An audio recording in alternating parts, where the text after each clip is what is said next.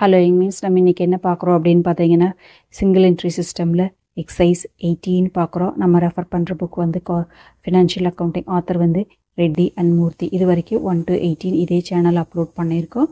So இல்லஸ்ட்ரேஷன்ஸும் எக்ஸைசம்ஸும் அதான் எக்ஸைசம்ஸ் எல்லாமே வந்து உங்களுக்கு ஹெல்த் எஜுகேஷன் சேனல் அப்லோட் பண்ணியிருக்கோம். அங்கே போடாத இல்லஸ்ட்ரேஷன்ஸும் எக்ஸசைஸும் தான் இங்கே போட்டிருக்கோம். Health education financial accounting academy இந்த ரெண்டு சேனலையும் பார்த்தீங்கன்னா உங்களுக்கு ஒரு ஐடியா கிடச்சிரும். ஸோ இப்போ 18th ஒன் பார்க்கலாம். Calculate the bills receivable from கஸ்டமர்கிட்ட வந்து பில்ஸ் ரிசீவபிளில் எவ்வளோ வருது அப்படின்னு கண்டுபிடிக்கணும். பில்ஸ் ரிசீவபிள் கலெக்டட் ஹானர் எவ்வளோங்க 16,000. ஓப்பனிங் பேலன்ஸ் ஆஃப் பிஆர் வந்து 30,000 இருக்குது. Bills receivable endorsed in favour of creditors வந்து 4,000 இருக்குது. பில்ஸ் ரிசீவபிள் டிஸானர் வந்து 2,000 இருக்குது. க்ளோசிங் பேலன்ஸ் ஆஃப் பிஆர் வந்து 40,000 இருக்குது. ஸோ டோட்டலாக வந்து இந்த இன்ஃபர்மேஷன்ஸை வச்சு நம்ம என்ன பண்ணலாங்க, பில்ஸ் ரிசீவபிள் ஃப்ரம் கஸ்டமர்ஸ் போகலாம்.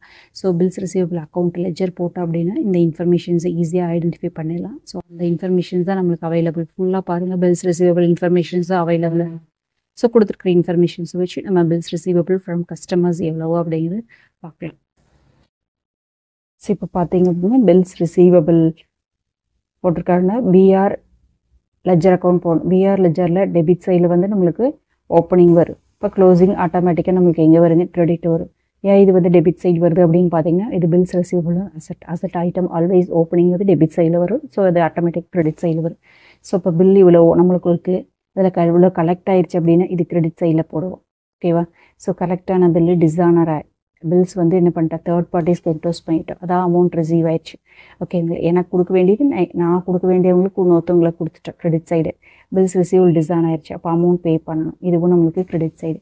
அப்போ பார்த்தீங்கன்னா ஒரே ஒரு டெபிட் ஐட்டம் வருது, மீதி எல்லாம் கிரெடிட்டில் போட வேண்டியது. ஓகேவா? ஸோ அதை அப்படியே போடலாம். ஃபர்ஸ்ட் வந்து பில்ஸ் ரிசீவபிள் கலெக்டட் எவ்வளோங்க 16,000. ஸோ அதை வந்து போடுறேன் பாருங்கள், bills receivable account. So bills receivable அக்கௌண்ட்டில் இப்போ அமௌண்ட் வந்து கலெக்ட் ஆகுது இல்லையா? ஸோ பை பேங்க் ஆர் கேஷின்னு போட்டுக்கலாம். பில்ஸ் ரிசீவபிள் கலெக்டட் எவ்வளோங்க 16,000. ஸோ அதுக்கப்புறம் வந்து ஓப்பனிங் பிஆர் வந்து 30,000, க்ளோசிங் வந்து 40,000. So opening balance to balance 30,000. So இது வந்து by balance 40,000. So opening BR, இது வந்து க்ளோசிங் பிஆர்.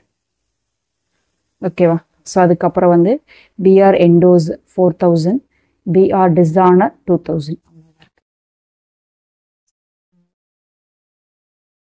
டேட்டாஸ்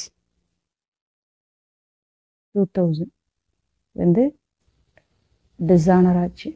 இது வந்து பை பிஆர் என்டோஸ், இது வந்து 4,000. அவ்வளோதான். ஓகேவாங்க. இப்போ எவ்வளோ பில் அமௌண்ட் கலெக்ட் ஆகிருக்கு அப்படின்னு பார்க்கலாம். இங்கே தான் பேலன்ஸ் வரணும். ஓகேவா? So to BR from customer. ஓகேவா? So 40,000 plus 4,000 plus 2,000 plus 16,000. So டோட்டலாக இங்கே 62,000 வருது, மைனஸ் 30,000. அப்போ எவ்வளோ வருங்க 32. ஸோ கஸ்டமர்கிட்டேருந்து எவ்வளோ வந்திருக்குங்க, பில் வந்து 32க்கு வந்திருக்கு. அப்போ இந்த டிரான்சாக்ஷன்ஸ் நம்மளுக்கு கரெக்டாக இருக்கும். ஓகேவா? So PR